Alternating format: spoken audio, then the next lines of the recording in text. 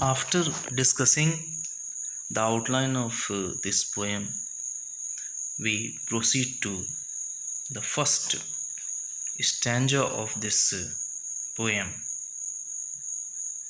Now, see the lines. When the humid shadows hover over all the starry spheres, and the melancholy darkness gently weeps in rainy tears. What a bliss to press the pillow of a cottage chamber bed and lie listening to the patter of the soft rain overhead. See the line. When the humid shadows hover. Humid here means something which is full of moisture. Remember in rainy season, when you see the cloud is full of moisture. Shadows.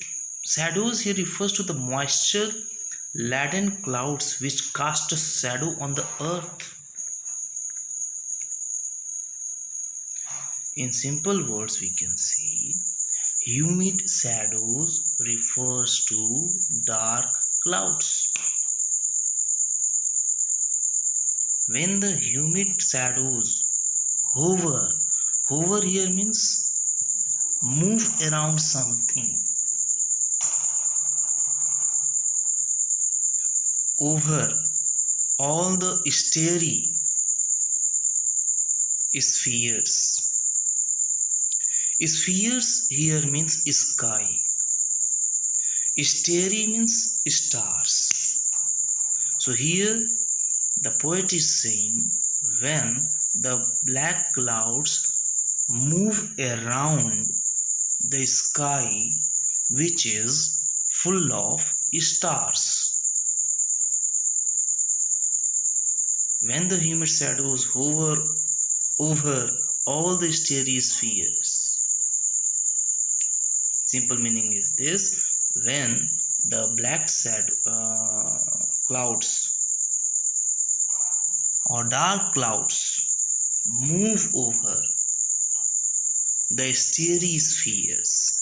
Spheres, I told you, spheres refers to sky, and starry spheres refers to the sky which is full of stars. From here we come to the conclusion that it is a night scene. Why? Because stars are seen in the night. So here we see the description in the night. The simple meaning is clear. When the dark clouds move over the starry sky or starry spheres. Spheres, I told you, that is sky. And the melancholy darkness. Melancholy, that is sad. Darkness, you understand. Gently weeps in rainy tears. Here, the writer has beautifully personified melancholy, darkness. So, melancholy darkness has been personified. Melancholy darkness weeps in rainy tears. It seems that the raindrops are going to fall on the earth. That is the situation. Melancholy darkness gently weeps in rainy tears. What a bliss! Bliss means happiness. To press the pillow. And what is the poet doing? When it is raining outside, he is pressing the pillow. When he is pressing the pillow, he gets enjoyment. He is enjoying by pressing the pillow of a cottage chamber bed Cottage chamber here means the bedroom. And lie listening to the patter. Patter here means sound of the soft rain overhead. From last line of the first paragraph, it is clear that it is raining softly. Raindrops are coming gently on the roof of the poet's chamber. He is listening the sound of the falling of the raindrops, and he is enjoying this moment. He is pressing the pillow.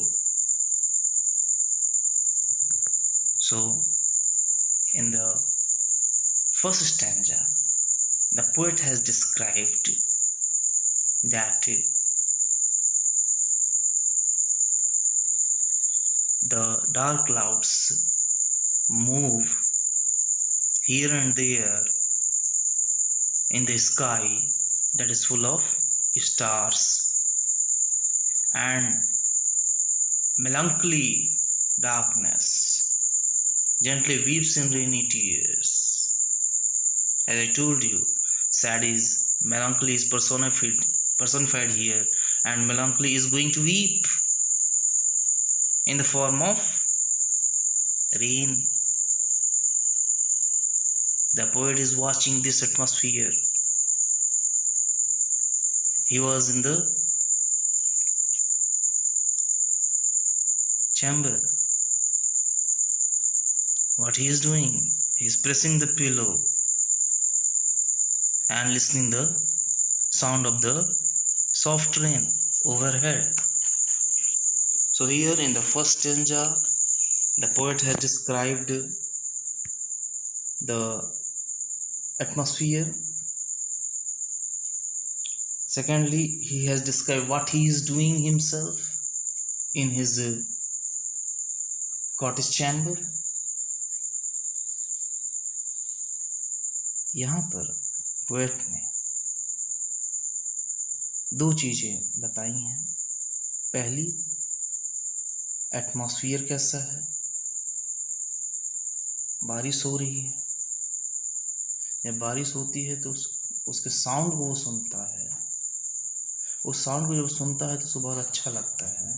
वो chamber में बैठा हुआ है और पीलो को press कर रहा है और सुन रहा है sound of the soft rain.